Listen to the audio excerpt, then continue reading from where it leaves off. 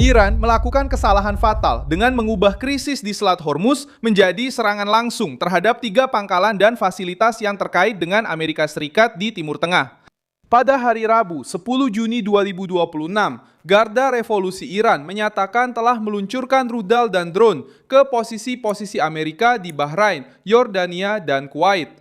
Setelah Trump mengizinkan serangan terhadap target-target Iran di dekat Selat Hormuz, pihak kiri mencoba menjual reaksi Teheran sebagai unjuk kekuatan, tetapi langkah tersebut justru menunjukkan hal lain. Rezim Iran merasakan tekanan, bereaksi secara impulsif, dan sekarang tampak sebagai pihak yang memperbesar eskalasi terhadap kekuatan militer terbesar di dunia. Sementara rudal-rudal dicegat, sirene-sirene berbunyi di Teluk Persia, dan Garda Revolusi mencoba mengubah pembalasan menjadi propaganda, disitulah jebakan justru berbalik menyerang Iran sendiri. Rezim menyerang dan menunjukkan kelemahan, mencoba mengintimidasi, tetapi justru memberi kesempatan bagi Trump untuk memperketat pengepungan. Apa yang dilakukan Iran dengan menyerang pangkalan-pangkalan Amerika?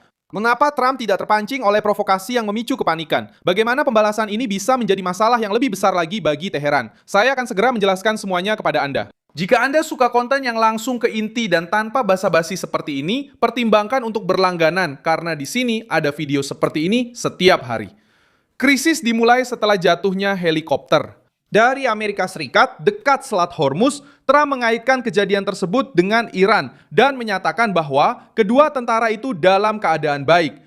Komando Pusat Amerika Serikat melaporkan bahwa kru telah diselamatkan setelah helikopter jatuh ke laut dalam sebuah operasi yang melibatkan kapal tak berawak. Detail ini penting karena menghilangkan narasi Teheran bahwa Amerika dipermalukan. Iran tidak menjatuhkan moral Amerika Serikat.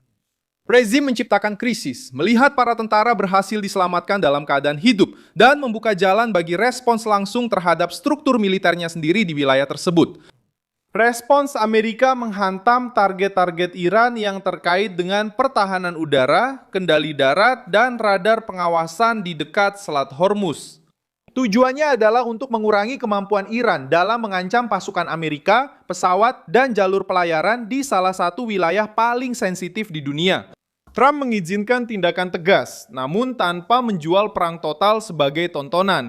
Perbedaan ini sangat menentukan. Trump bekerja dengan logika penangkalan, menghantam titik paling sensitif, membatasi aksi, menjaga kendali politik, dan membiarkan musuh mengambil risiko eskalasi berikutnya. Pengawal revolusi menanggapi dengan mengatakan bahwa mereka menyerang 3 front, yaitu Bahrain, Yordania, dan Kuwait.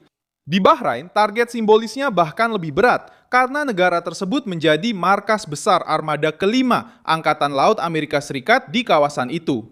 Di Yordania, Iran menyatakan telah menargetkan pangkalan Al-Azhad, termasuk hanggar jet tempur F-35 dan pusat komando. Di Kuwait, pertahanan setempat melaporkan telah mencegat target udara yang bersifat musuh. Pilihan target itu sendiri menunjukkan bahwa Teheran ingin mengirim pesan regional, tetapi juga menunjukkan besarnya risiko yang mereka ambil. Bahrain, target simbolis adalah markas Amerika Serikat. Di Bahrain, markas Yordania juga menjadi target simbolis.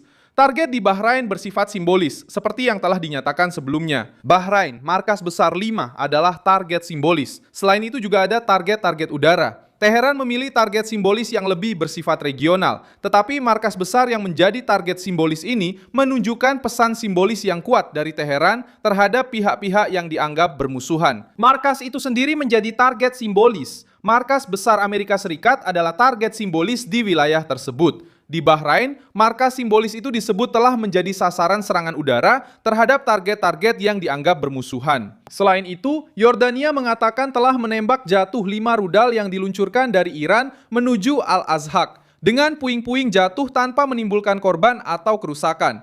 Bagian ini mengubah bobot narasi. Iran mencoba menjual dampak serangannya, tetapi respons pertahanan menunjukkan bahwa wilayah tersebut sudah siap. Ketika serangan yang diumumkan sebagai besar berakhir dengan banyak intersepsi, pernyataan pertahanan dan tidak ada korban Amerika yang dikonfirmasi, propaganda kekuatan kehilangan daya tariknya. Iran mencoba berbicara seperti pemenang, tetapi bertindak seperti orang yang sedang terkepung. Menteri Luar Negeri Abbas Araghchi menyatakan bahwa tidak ada ancaman atau serangan yang akan dibiarkan tanpa balasan dan memerintahkan pasukan asing untuk meninggalkan wilayah tersebut. Kalimat ini dimaksudkan untuk menunjukkan kekuatan, tetapi juga mengungkapkan ketidaknyamanan. Jika kehadiran Amerika tidak relevan, Teheran tidak perlu begitu ngotot meminta mereka pergi. Itulah sebabnya aksi balasan disertai dengan ancaman. Iran tidak tenang. Iran bereaksi karena kehilangan pengaruh. Trump membalikan keadaan justru karena dia tidak mau bertindak seperti yang diharapkan media. Serangan Amerika terhadap radar, pertahanan udara, dan stasiun kontrol Iran sudah mengirimkan pesan militer. Sisanya adalah pengelolaan persepsi.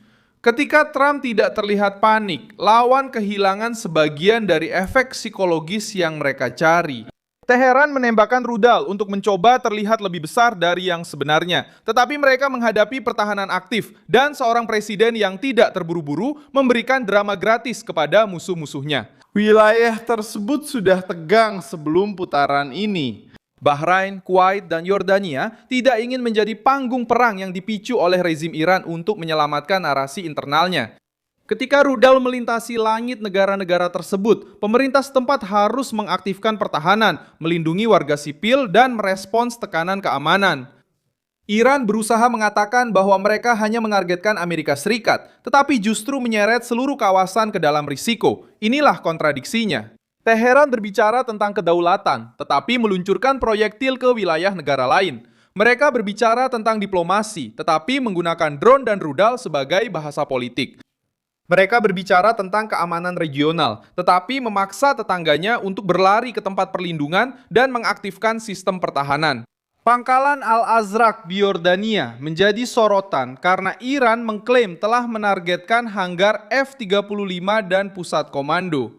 Meskipun belum ada konfirmasi, terlepas dari kerusakan pada target tersebut, keputusan untuk membuat pengumuman itu sudah menunjukkan niat propaganda. Teheran tahu bahwa menyebut jet tempur canggih dan komando militer akan menjadi berita utama. Tapi Teheran juga tahu bahwa dengan melakukan itu, mereka secara terbuka mengakui tindakan terhadap aset strategis Amerika. Jika tujuannya adalah untuk menakut-nakuti Trump, hasilnya mungkin justru sebaliknya. Di Bahrain, bobot simbolis utamanya adalah Armada kelima. Kehadiran Angkatan Laut Amerika di sana mendukung operasi di Teluk Persia, Laut Merah, Laut Arab, dan jalur-jalur terdekat. Menyerang wilayah ini berarti mengusik jantung kehadiran maritim Amerika di kawasan tersebut. Iran tahu itu. Itulah sebabnya mereka memilih target tersebut. Namun memilih simbol tidak berarti mengalahkan simbol itu. Ketika pertahanan berhasil mencegat serangan dan tidak ada konfirmasi kerusakan yang menentukan, narasi Iran lebih didasarkan pada pernyataan daripada hasil konkret. Rezim tersebut berteriak keras karena mereka perlu terlihat kuat setelah terkena serangan di target-target dekat Hormuz.